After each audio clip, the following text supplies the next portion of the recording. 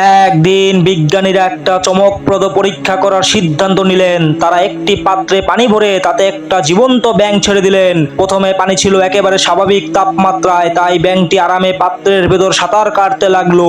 এরপর বিজ্ঞানীরা সেই পানিকে খুব ধীরে ধীরে গরম করতে শুরু করলো। পানি যতটা গরম হতে থাকলো, ব্যাঙটি ততটাই নিজের শরীরের তাপমাত্রা সঞ্চয় করে নিল।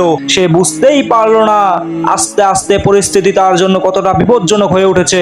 ব্যাঙটির সামনে তখনও সুযোগ ছিল, সে চাইলে লাফ দিয়ে সহজেই পানি থেকে বের হয়ে যেতে পারত, কিন্তু সে সেটা করলো না। ধীরে ধীরে পানি এতটাই গরম হয়ে উঠলো যে তা ফুটন্ত অবস্থায় পৌঁছে গেল। তখন ব্যাঙটি বুঝতে পারলো এখন আর এখানে থাকা যাবে না, তাকে পালাতে হবে। কিন্তু ততক্ষণে অনেক দেরি হয়ে গেছে। অতিরিক্ত তাপের কারণে তার শরীর কাজ করা বন্ধ করে দিয়েছে।